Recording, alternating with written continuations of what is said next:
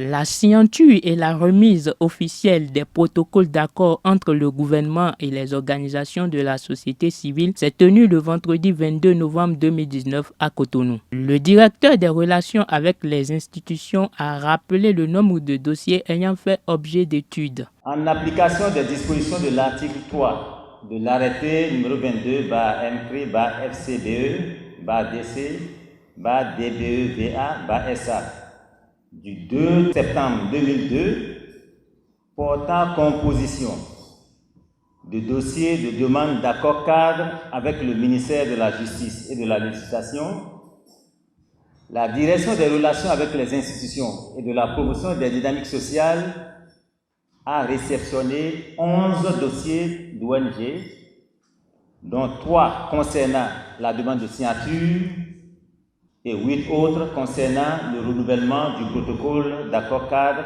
avec le gouvernement.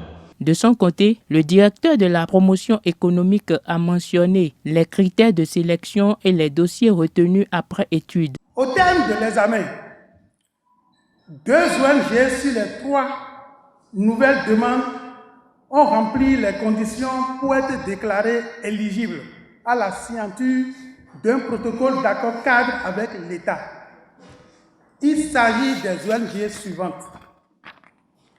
L'ONG, l'Association de bienfaisance pour le développement humain, communément appelée ABDH. 2. L'ONG, la Fondation Claudine Talon.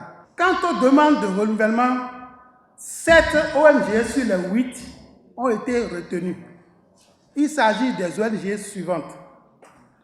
L'ONG Bouge, l'ONG Bethesda, l'ONG Enfants solidaires d'Afrique et du monde, communément appelée ESAB, l'ONG Centre de développement économique local, CEDEL, l'ONG Association béninoise pour la promotion de la famille, ABPF, l'ONG Mutuelle des jeunes chrétiens pour le développement, MJCD, et enfin l'ONG Centre de formation Lewitari, CFL.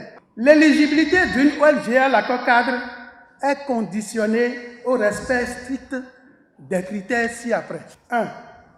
Avoir régulièrement fonctionné en qualité d'organisation à but non lucratif déclaré pendant un délai probatoire de 3 ans au moins sur le territoire national.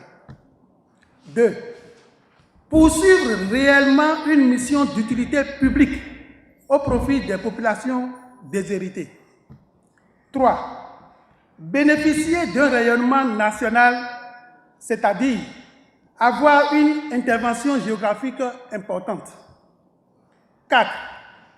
Avoir une bonne perception des bénéficiaires sur les interventions. Quant au secrétaire général du ministère, il a précisé l'engagement de l'État vis-à-vis de ces ONG.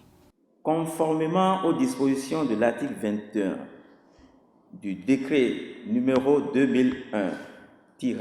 2001-234 du 12 juillet 2001 fixant les conditions d'existence et les modalités de fonctionnement des ONG nationales et leurs organisations faîtières, l'État s'engage, pour ce qui le concerne, à vous accorder dans des conditions précises de multiples facilités, au nombre desquelles les exonérations douanières et fiscales, ainsi que des appuis techniques et administratifs. Pour sa part, le représentant des récipiendaires invite le gouvernement à alléger les procédures liées à cet accord. Au-delà de la signature, il y a également l'obtention des facilités lors de certaines procédures fiscales lorsque nous devons faire entrer de l'équipement ou bien du matériel pour le travail que nous faisons. Souvent, ça nous pompe énormément. Ça prend parfois 1 an, 6 mois, 7 mois, alors que les enfants pour lesquels nous prêchons le salut, parfois meurent dans ces procédures. Il y a parfois des malades qui meurent. Et c'est pour cette raison que, au nom des récipiendaires, je voudrais demander spécialement au gouvernement de faire en sorte que les procédures qui nous permettent d'obtenir les avantages liés à ce protocole d'accord soient raccourcies et facilitées. Les responsables de quelques ONG livrent leurs impressions à la fin de la cérémonie. C'est une fierté parce que ce n'est pas n'importe qui signe un accord cadre avec le gouvernement. Donc, ce qui veut dire qu'à la fin de ce processus qui marque cet accord, c'est que le gouvernement reconnaît le travail pertinent que nous faisons avec les communautés sur le terrain. Parfois, on a tendance à dire qu'à bon vin, point d'enseigne, j'ai renouvelé cet accord cadre qui vient confirmer que ce que nous faisons est bien apprécié par le gouvernement. Parce que le processus est un processus assez long. Je l'avais essayé à des moments donnés et puis j'ai abandonné. Et puis bien plus tard, j'ai repris. Et il y a 3 ans, nous avions signé le premier accord.